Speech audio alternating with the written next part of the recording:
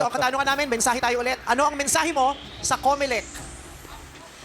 Sorry po, hindi po ako masyadong knowledgeable about sa Comelec. 20 po. Oh my gosh, that's bothersome. Okay. Hindi ka ba bumuboto? Hindi pa po. Ay, hindi pa. Opo, hindi pa po. Okay. Yes po. Sa susunod na Paano? eleksyon bumuboto. Wala kang sagot? Ano ba? Hindi ko man po masasagot to ngayon, pero for sure... Comelec yung Commission on Elections. Sila yung nag-ano ng mga sa election kapag ano. Wala kang naririnig sa mga... tungkol sa hindi ka ba nanonood ng telebisyon? Wala nagbabasa po ng kaming dyaryo? TV. Internet. Facebook, mga ganyan. Yeah. Social Oh. media. Hindi po din masyado lumilitaw sa newsfeed. So sinong may kasalanan na hindi ka informed? Sa picture mo, di ba nag-aaral? So yung Comelec, sila yung nag-aayos ng bago mag-eleksyon, para sa mga kandidato. Sa mga Sila may katama. Ano ba yan si ate? Hindi niya alam yung Comelec. Oh my God! Ano ngayon? Frankly, who the fuck cares, dude? Okay, controversial opinion. Alam mo, medyo OA nga naman na hindi niya alam yung Comelec, which is just Commission on Election. Ngunit, subalit datapwat, the way na inispin ng mga host ng Sexy Babe yung katanungan, no? They're making it appear na kailangan, ate girl, maalam ka sa Comelec, sa eleksyon, sa botohan. Ito pa si Kim Chiu, nagagaling-galingan. Uy, next year, bumoto ka. What? Okay.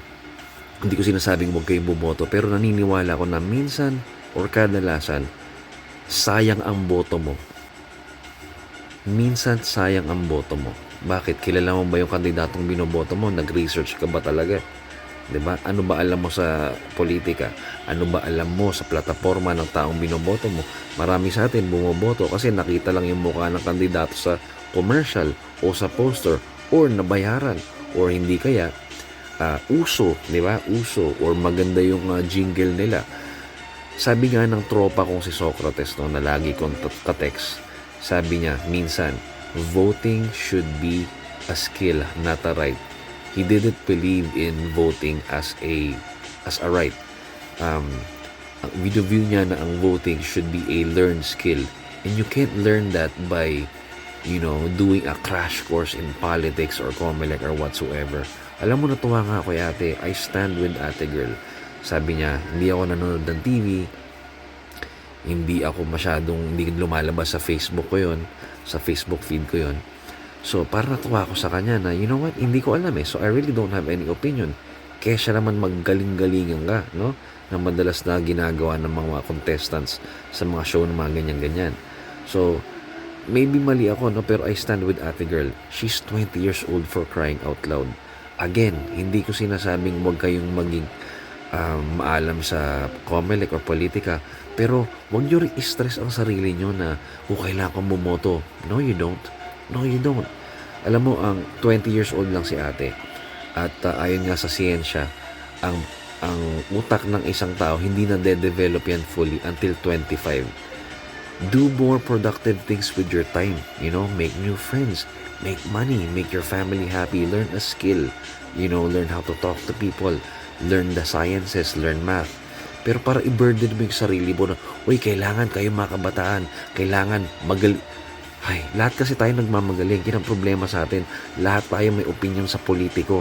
Lahat tayo may alam. Lahat tayo may say. Putang ina, ano nangyari sa bansa natin? 2025, di ba? So, yun lang parang I stand with ate girl. Naawa ko ate girl kasi nababas siya. Tapos ngayon, pinapag-apology tour siya sa Pilipinas na, you know what, kailangan, Comelec is inviting you to do this para maging alam ka. Honestly, that's all bullshit, dude. Bullshit. Eventually, magkakaroon ka kasi ng penchant for politics, lalo na pag nagkaanak ka na, you learn how, where money comes from, how a barangay is run, you learn about public projects. Darating sa inyo yan naturally. Darating yung natural desire nyo to know where resources come from, the avoidance of conflict with other political entities or other countries, sea power, geography, darating sa inyo yan. So, pagdating siguro ng araw na you have your own business, you already know how to make money or how to economize yung resources mo. Darating sa iyo yan pag may family ka na. And these are things na sometimes hindi pa maarok ng kabataan. So, ako hindi ko naman sinasabing tanggalin yung right natin para bumoto. Pero sana, let's also understand na hindi porket uso is magiging involved ka na sa politics, okay? It's a lifetime of learning. Magkakaroon ka ng natural idea, magkakaroon ka ng idea na itong kandidato ba to na okay. Kasi pagtanda mo, pag-develop na yung utak mo, you have more experience. Lalo na sa mga taong knows where resources come from. Kasi yun naman talaga ang soul ng politics, resources, the avoidance of conflict. Ganun naman yun the seat of power, where real power comes from, interpower dynamics, interstate dynamics. Doon nagsisimula yun, or yun yung soul ng politics. And you can't burden a 20-year-old unless kung meron talaga siyang desire ba, kasi may mga tao kasi bata pa lang, yun talaga hilig nila ang politics. Pero for us to burden the whole kabataan sa Pilipinas na dapat alam na nila yan by age 20, that's fucking bullshit, bro. Diba? There's more important things for a 20 years old to focus on than politics. Ito pa si Kim Jong, sarap batukan. Sabi niya pa na, oh, next year boboto ka, ha? Really? Really? How sure are you na yung iboboto ng batang yun is yung tamang kandidato? Okay? I have nothing against your right to vote, pero minsan kasi sayang talaga boto ng Pilipino Kasi marami sa atin bobo, okay? Aminin nyo man o hindi. Marami sa atin bobotante. Kaya kung wala kang alam sa politika, kung wala ka talagang alam kung paano mamalakad ng isang bansa, where money come from, economy, the avoidance of warfare, yung mga ganyan. Politics is a big thing, okay? So kung wala kang alam, sit down and shut up. Kasi mas nakakatulong sa bansa yung pinag-aralan mo talaga kung sinong boboto mo, okay? And that takes a lifetime skill yan, pare, okay? So, yun lang, no? I stand with Ate Girl.